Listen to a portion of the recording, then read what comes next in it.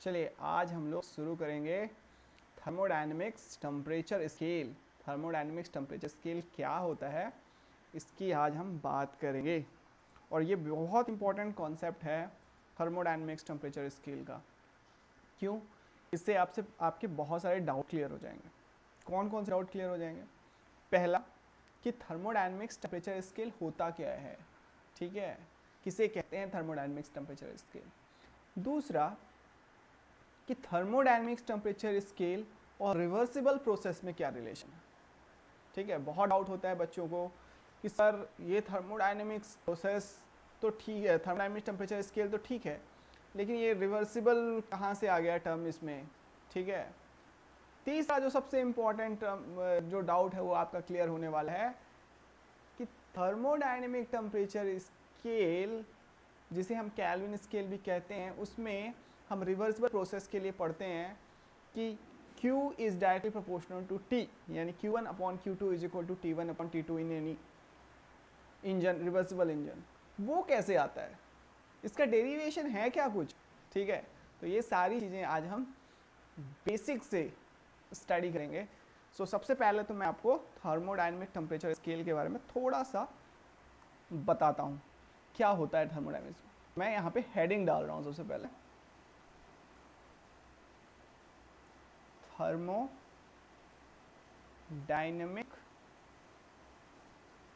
Temperature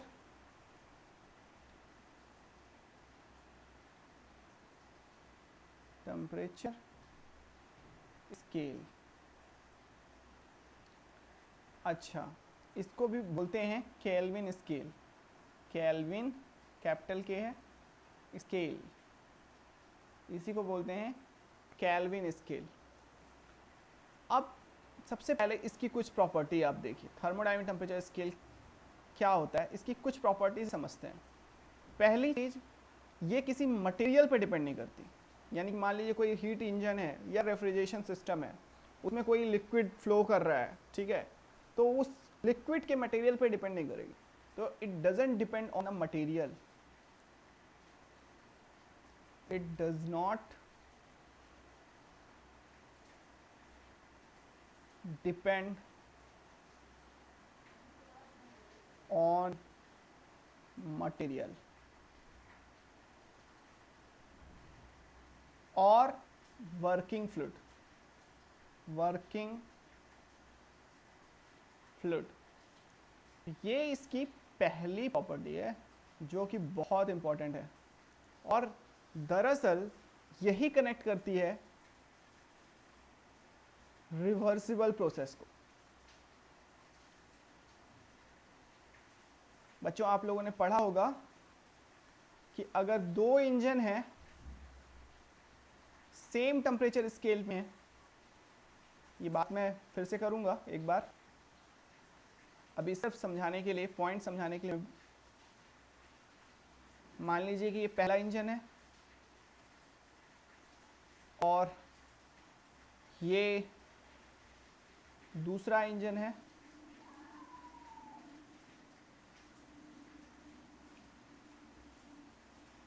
और heat का flow ऐसे हो रहा है। Let's suppose this is the QH, this is the QL और this is work, this is QH QL work.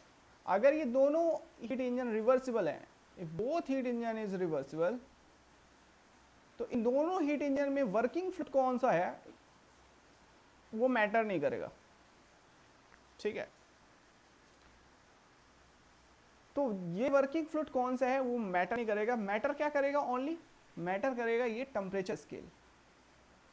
अगर ये टेम्परेचर रेंज सेम है, फॉर एग्जांपल T1 इसका है टेम्परेचर हीट सोर्स का, और इसका भी हीट सोर्स का टेम्परेचर T1 है, और हीट सिंक का टेम्परेचर भी सेम है, तो इनकी इफिशियंसी सेम होगी। Efficiency of first engine is equal to efficiency of second engine. ठीक है, तो इस टेम्परेचर स्केल को डिफाइन करने के लिए, इसीलिए नीड हुआ कि हम रिवर्सिबल प्रोसेस को डिफाइन करें, रिवर्सिबल प्रोसेस के थ्रू डिफाइन करें। इसीलिए मैंने इसकी प्रॉपर्टी लिखी कि ये एक ऐसा स्केल है, ये एक ऐसा स्केल है जो वर्किंग फ्लूइड पर डिपेंड नहीं करता। क्यों क्यों नहीं डिपेंड करता? क्योंकि इस स्केल को हम रिवर्सिबल प्रोसेस के थ्रू क्वांटिफाई करने की कोशिश कर रहे हैं या कैलकुलेट करने की कोशिश कर रहे हैं। ठीक है, तो अभी तक ये स्केल डिफाइन नहीं है, अब हम इसको रिवर्सिबल प्रोसेस के थ्रू डिफाइन करने की कोशिश कर रहे हैं। और रिवर्सिबल प्रोसेस में और रिवर्सिबल इंजन की एक क्वालिटी होती है कि वो सिर्फ टेम्परेचर स्केल पर डिपेंड करता है, वो वर्किंग फ्लूइड पर डिपेंड नहीं करता। इसीलिए मैं बोल रहा हूँ कि थर्मोडायनेमिक्स टेम्परेचर स्केल ऐसी स्केल है जो वर्किंग फ्लूइड पे डिपेंड नहीं करेगी। ठीक है, पहली क्वालिटी, बहुत इंपॉर्टेंट क्वालिटी। दूसरा इसको क्वांटिफाई करने का जो तरीका है, दूसरा जो पॉइंट है वो जो हमें ये समझ में आता है कि QH by QL is equal to, it depend on the temperature, means अगर टेम्परेचर ज़्यादा है तो QH भी ज़्यादा होगा, या QH ज़्यादा है तो टेम्परेचर ज़्यादा होगा, है ना। ऐसे सिंपली अगर QL ज़्यादा है तो हीट सिंक का टेम्परेचर ज़्यादा होगा। तो ये हमें समझ में आता है कि this is the something function like function of TH and TL। लेकिन हम इसको ये कैसे लिख रहे हैं, ये कैसे लिख रहे हैं, ये समझ में नहीं आता। भाई फंक्शन हो सकता है कोई, फंक्शन हो सकता है कोई, लेकिन एग्जैक्टली इक्वल कैसे है? ठीक है, इसका डेरिवेशन मिलता भी नहीं है बुक में कहीं भी। ठीक है, और एक्चुअली इसका डेरिवेशन होता भी नहीं है। क्यों नहीं होता? क्योंकि ये एक आर्बिट्री स्केल है। ठीक है, ये आर्बिट्री स्केल है। आप मेरी बात समझिए, जब हम यहाँ पे फंक्शन लिख रहे हैं तब यहाँ पर कोई भी स्केलिंग नहीं की हुई है। यहाँ पे कोई भी टेम्परेचर हो सकता है, टेम्परेचर डिग्री सेल्सियस में भी हो सकता है, टेम्परेचर फ़ारेनहाइट में भी हो सकता है। हम इस फंक्शन के थ्रू किसी भी स्केल में रिप्रेजेंट कर सकते हैं। लेकिन अपनी सुविधा के लिए साइंटिस्ट ने ये कहा कि हम एक ऐसी स्केल बनाएंगे, हम एक ऐसी स्केल बनाएंगे जिसमें phi function of t is equal to t होगा, और इसी स्केल का नाम हम देंगे थर्मोडायनेमिक्स स्केल।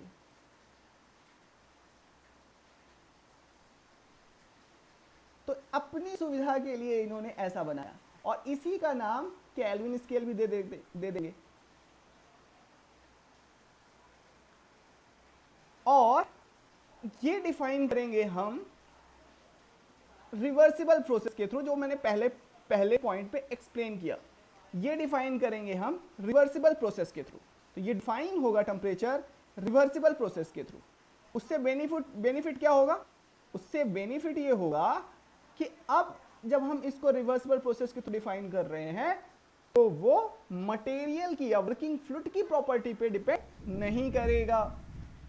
तो अभी तक की कहानी समझ में आई कैसे थर्मोडायनेमिक्स टेम्परेचर स्केल डिफाइन। बहुत इंटरेस्टिंग कॉन्सेप्ट है, ध्यान से सुनते रहिए। अच्छा, ये तो समझ में आ गया कि ये तो एक आर्बिट्री स्केल है, ये तो एक आर्बिट्री स्केल है। QH is equal to QL is equal to TH by TL। लेकिन यहां पर अब आप जब ये लिखते हो तब आप बात करते हो थर्मोडायनेमिक्स स्केल की, थर्मोडायनेमिक्स स्केल की। अब यहां पर आप इसमें जो वैल्यू रखोगे वो आप डिग्री सेल्सियस फ़ारेनहाइट में नहीं रख सकते। अब यहां पर आप जो वैल्यू रखोगे वो रखोगे केल्विन में ही। केल्विन स्केल है, देखो थर्मोडायनेमिक स्केल केल्विन स्केल में बार बार यूज करो, दोनों सेम है। ठीक है, दोनों में बहुत या एक भी डिफरेंस नहीं है, सेम ही है एग्जैक्टली। ठीक है, ये मान के चलना। ये बात हुई गई। लेकिन अभी तक हम ये नहीं पता कर पाए कि केल्विन रेशियो के टर्म पे तो हमने क्वांटिफाई कर लिया, लेकिन अभी हम ये पता नहीं कर पाए कि भाई इसकी एब्सोल्यूट वैल्यू क्या होगी, एब्सोल्यूट वैल्यू कैसे फाइंड करें इस स्केल की। ठीक है, तो उसके लिए हमने क्या किया, हमने एक रेफरेंस पॉइंट डिसाइड किया। रेफरेंस पॉइंट क्या था? रेफरेंस पॉइंट था आपका जो ट्रिपल पॉइंट ऑफ वाटर होता है। ध्यान सुनो, triple point of water. Triple point of water, triple point, उसका एक फिक्स टेम्परेचर होता है, किसी भी स्केल में होगा वो फिक्स टेम्परेचर होता है। अगर सेल्सियस की बात करें तो उसका टेम्परेचर होता है 0.01 डिग्री सेल्सियस, तो उसका एक फिक्स वैल्यू होता है। तो केल्विन में भी तो कोई ना कोई वैल्यू फिक्स होगी। तो सपोज केल्विन में उसकी वैल्यू है T, that is known, that is known, that is known, that is known for us, ठीक है ना, this is a fixed value. तो हम क्या कर रहे हैं, एक इंजन को ऑपरेट करेंगे। सपोज यहां पर इसका टेम्परेचर TH है, यहां पर ये हीट इंजन लगा हुआ है, रिवर्सिबल है, ध्यान रखिएगा, रिवर्सिबल है, रिवर्सिबल है। और यहां पर हम जो रेफरेंस पॉइंट है, रेफरेंस पॉइंट है, उसमें लेंगे triple point of water, triple point of water T। ये क्या है, triple point of water, triple point of water, triple point of water, ये हमने लिया। और सपोज यहां से हीट QH गई, यहां पर QL है में, तो TH आपको अगर एब्सोल्यूट वैल्यू फाइंड करनी है तो आप कैसे फाइंड करोगे, TH, या ऐसे लिखते हैं QH by QL is equal to TH by T। And अगर आपको TH फाइंड करना है तो आप फाइंड करोगे T into QH by QL। यहां पे T क्या है, मैं बार बार बोल रहा हूं, triple point of water, triple point of water, यानी कि temperature corresponding to triple point of water. अब इस ट्रिपल पॉइंट ऑफ वाटर को हमने फिर से अपने मन मर्जी से डिफाइन किया। हमने कहा ये है 0.01 डिग्री सेल्सियस बोल दो, या कि 273.16 केल्विन बोल दो। और यहां से हमने डिग्री सेल्सियस और केल्विन के बीच में रिलेशन भी देखा। क्या देखा कि 0 डिग्री सेल्सियस मतलब 273.15 केल्विन। ये हमने आर्बिट्री डिसाइड किया, इसके पीछे कोई लॉजिक नहीं है। तो हमने ये बोला कि T is equal to 273.16 kelvin into QH by QL, QH by QL। तो इस तरीके से ये स्केल डिफाइन हुई। अब हम यहां से absolute value of TH kelvin scale में फाइंड कर सकते हैं। तो होप आप लोगों को ये क्लियर हुआ होगा कि केल्विन स्केल किस तरीके से डिफाइन की गई है, और QH by QL is equal to TH by TL 2 होता है। और ये कब होगा, ओनली रिवर्सिबल प्रोसेस के लिए, क्योंकि ये सब कुछ रिवर्सिबल प्रोसेस के लिए, रिवर्सिबल प्रोसेस के थ्रू ही हम डिफाइन कर रहे हैं।